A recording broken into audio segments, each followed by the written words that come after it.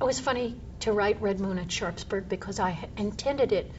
It is partly a true story, a very true story of a young woman in Northern Virginia who rescued a Yankee soldier who had had an operation, amputation at the hip, and he was one of only 5 in the entire war who ever survived this operation, at least in a field hospital.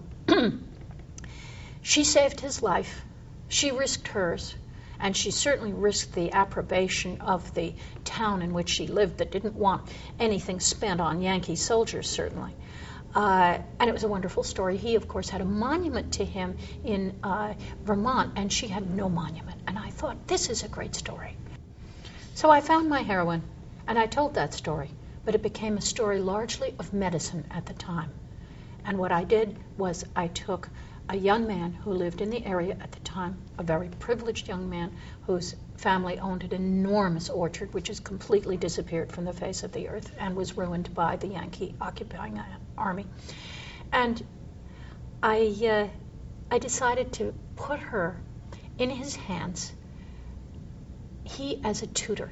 I started the book in April of 1861, where in Berryville, Virginia, and you will find this in their historical society, the schools closed because the schoolmaster went off to war, because it was only going to be 3 months. And what happens to a young lady who suddenly has no school? Well, her family was unusual, and they sent her to a tutor, to Emory Trimble. And he is, as most of the scientists, all of the scientists in the 19th century were, a well-educated, independent man who studied science on his own. All of the great scientists, whether it's Darwin or Linnaeus or any of them, were all Indies. They were all on their own, and they discovered and researched science because there was no other research, and they did it by themselves. And Emory is of this mold. And my heroine, India, loves science, and she loves the rocks and the stuffed owls, and she loves the chemistry that the simple chemistry that he performs in a greenhouse on the Trimble estate. And so the story went and became something entirely different, but it became about medicine because I wanted to write a book that showed how life truly was. And if you're going to pick one area of primitive endeavor in the year 1860, I would pick medicine because it was simply the Dark Ages.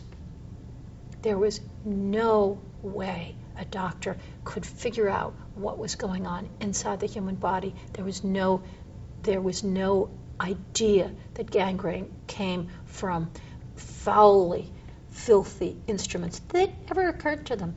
And they lost half of their army because of it, and the other half of the army because they didn't know about bacteria in water.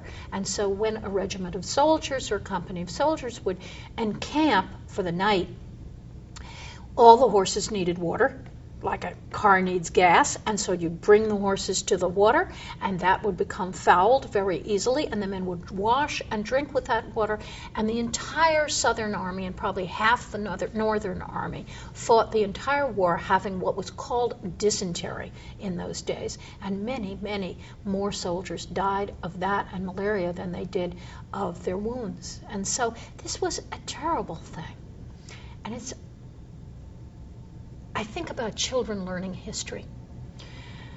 My kids, who are in their 30s, barely know about the Second World War, which was the signal event of just before my life began. I was born in 43. And our heroes were the London Blitz people. Our heroes were the men who fought that war. And my children know so little about it. And I see the rush of history crowding out the significant effects of learning, because the kids have too much to learn, and history is not being taught in our schools as it ought to be. I think Barbara Tuchman put it best when she said, "We must always look to the light at the stern of our boat to see where we've been, or we will drive it into another reef." And I believe greatly in the teaching of history. I think we need much more of it. And I think one of the best sponsors for this is David McCullough, the great historian, who also despairs of the lack of historical knowledge of our young people today. So I wanted to bring two things that they probably never get in school: Lincoln's relationship with his boys and what life was like in a small town in Virginia during that war.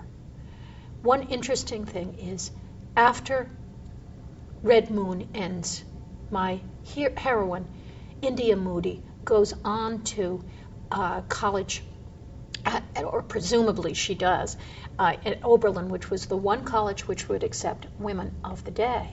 And people have asked me, won't you do a sequel? And my answer is always no, I can't, because that was the year 1865. There were no women scientists. She would never use the chemistry she loved. She would never use the geology she loved. She could never get a foot on that ladder in that century. And she would have wound up a dissatisfied mother who probably tried to raise her sons to love the rocks that she still had in her collection. And that's why I can't do a sequel, because that's the actual history.